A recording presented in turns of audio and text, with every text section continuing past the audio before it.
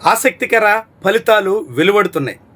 బీజేపీకి తొలిసారిగా జన్జీ దెబ్బ తగిలేలా కనిపిస్తుంది.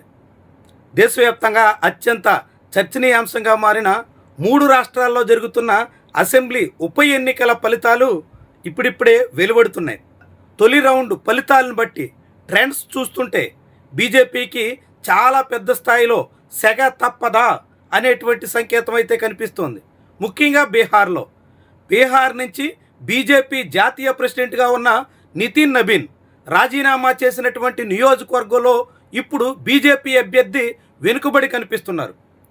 ఆ స్థానంలో వరుసగా బీజేపీ గడిచిన కొన్ని ఎన్నికల్లో గెలుస్తూ వస్తుంటే ఇప్పుడు జాతీయ అధ్యక్షుడు రాజీనామా చేసినటువంటి స్థానంలో ఉప ఎన్నికలు జరుగుతుండగా బీజేపీయే అధికారంలో ఉన్నటువంటి సమయంలో ఆ పార్టీ వెనుకబడినటువంటి తీరు చాలా ఆసక్తికరంగా మనం చూడాల్సి ఉంటుంది. ఈ బంకీపూర్ బీహార్లో ఉన్నటువంటి అసెంబ్లీ నియోజకవర్గంలో ప్రస్తుతం 2 రౌండ్ల తర్వాత 1161 ఓట్ల తేడాతో బీజేపీ అభ్యర్థి నీరజ్ కుమార్ వెనుకబడి ఉన్నారు.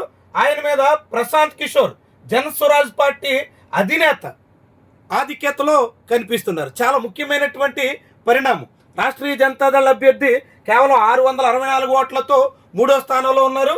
ఎట్టకేలకు ప్రశాంత్ కిషోర్ అసెంబ్లీలో అడుగు పెట్టాలనేటువంటి తన కోరిక నెరవేర్చుకోవడానికి ఈ ఉప ఎన్నికలు ఉపయోగపడతాయా అనేటువంటి చర్చకైతే ఆస్కారం ఇస్తున్నాయి. చూడొచ్చు, ఇప్పటికే దాదాపు 2 రౌండ్ల తర్వాత 3795 ఓట్లు ప్రశాంత్ కిషోర్ సాధిస్తే 2634 ఓట్లు మాత్రమే బీజేపీ అభ్యర్థికి దక్కాయి.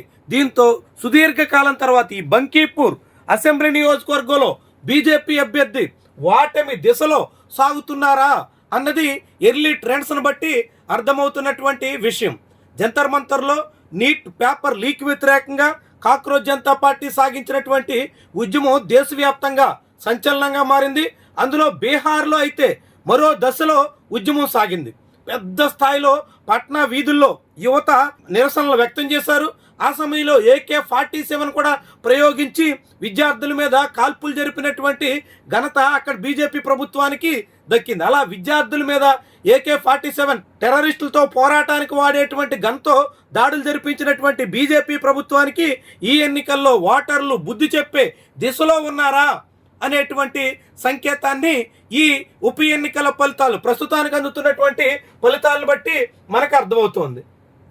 ఇక ఇప్పుడు ఈ ఉప ఎన్నికలు మరొక 2 రాష్ట్రాల్లో కూడా జరుగుతున్నాయి.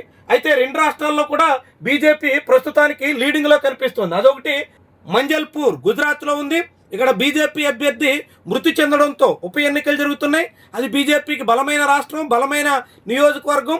అక్కడ బీజేపీ గెలవడం పెద్ద విశేషం కాదనేటువంటి మాట అయితే చెప్పొచ్చు. ఎందుకంటే అక్కడ ఎమ్మెల్యే మరణించిన తర్వాత ఆ సానుభూతి ప్రభావం ఉంటుంది. ఆయన కుమారుడే ప్రస్తుతం యోగేంద్ర పటేల్ మరణం తర్వాత సత్యేంద్రభాయ్ పటేల్ పోటీ చేస్తున్నారు. సతీష్ పటేల్ అని ఆయన పిలుస్తారు.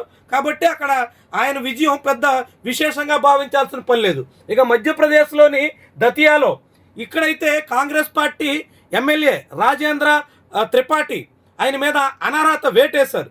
బ్యాంక్ ఫ్రాడ్ కేసులో 3 ఏళ్లు జైలు శిక్ష విధించడంతో ఆయన మీద అనర్హత వేటు పడింది. దాని కారణంగా ఉప ఎన్నికలు అనివార్యమయ్యాయి. ఈ నియోజకవర్గంలో కూడా ఇప్పుడు బీజేపీ లీడింగ్లోకి వచ్చింది. అశుతోష్ తివారీ ప్రస్తుతానికి లీడింగ్లో కనిపిస్తున్నారు. ఇది కాంగ్రెస్ పార్టీ నియోజకవర్గం, 2 బీజేపీ నియోజకవర్గాలు. కానీ బీహార్లో మాత్రం ప్రశాంత్ కిషోర్ జనస్వరాజ్ పార్టీ బంకీపూర్లో ముందంజ వేయడమే ఆసక్తికరమైనటువంటి విషయంగా మనం చెప్పాల్సి ఉంటుంది. ఎందుకంటే ఇది బీజేపీ జాతీయ అధ్యక్షుడు, చాలా కాలంగా బీజేపీ గెలుస్తున్న నియోజకవర్గం.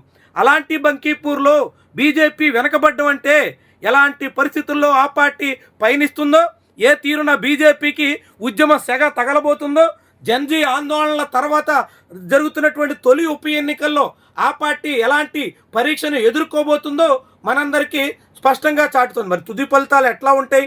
ఫైనల్గా అన్ని రౌండ్లు అయిన తర్వాత మొత్తం 31 రౌండ్లు కౌంటింగ్ జరగాల్సి ఉంది. అన్ని రౌండ్లు పూర్తయిన తర్వాత తుది ఫలితాలు ఎట్లా ఉన్నప్పటికీ బీజేపీకి అత్యంత బలమైన నియోజకవర్గంలో తొలిసారిగా ఆ పార్టీ అభ్యర్థి వెనుకబడి జాతీయ అధ్యక్షుడి నియోజకవర్గంలోనే జనస్వరాజ్ పార్టీ ప్రశాంత్ కిషోర్ ముందంజలోకి రావడం అన్నది విశేషంగా చూడాల్సి ఉంటుంది. ఇదే ప్రశాంత్ కిషోర్ మొన్నటి బీహార్ అసెంబ్లీ ఎన్నికల్లో పోటీ చేసిన అన్ని చోట్ల ఓటమి పాలయ్యారు. అలాంటిది ఉప ఎన్నికల్లో బీజేపీకి గట్టి పట్టున్న సీట్లో ఆ పార్టీ మీద పైచేయి సాధించేటువంటి దిశలో అడుగులు వేయడం అత్యంత ఆసక్తికరమైనటువంటి అంశంగా మనం చెప్పాల్సి ఉంటుంది.